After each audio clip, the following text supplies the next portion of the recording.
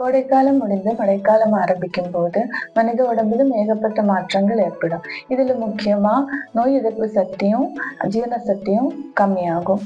அதே மாதிரி பிரதோஷங்களோட இம்பேலன்ஸ்னாலையும் நோய்கள் வர்றதுக்கு சான்சஸ் இருக்கு. வாத தோஷத்தோட இம்பேலன்ஸ்னால ஜாயிண்ட் பெயின், அப்புறம் மஸ்குலர் பெயின், பாடி பெயின் இந்த மாதிரி பிரச்சனைகள் வர்றதுக்கும், ஆல்ரெடி ஆர்த்ரைட்டிஸ் பிரச்சனைகள் இருக்கிறதுக்கு பாடி பெயின் இன்க்ரீஸ் ஆகிறதுக்கும் சான்சஸ் இருக்கு.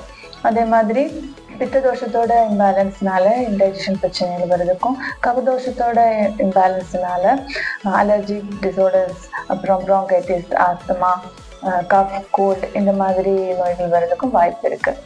அதே மாதிரி water borne disease, mosquito borne disease இந்த மாதிரி பிரச்சனைகள் வர்றதுக்கும் சான்சஸ் இருக்கு. இதுல water borne disease cholera, dysentery, அப்புறம் கேஸ்ட்ரோஎன்ட்ரைட்டிஸ், ஹெப்படைட்டிஸ், டைஃபாய்டு இந்த மாதிரி நோய்களும், மொஸ்கிட்டோ போர்ன் டிசீஸ்னால சிக்கன் குனியா, மலேரியா, அதே மாதிரி டெங்கு இதெல்லாம் வர்றதுக்கும் வாய்ப்பு இருக்கு.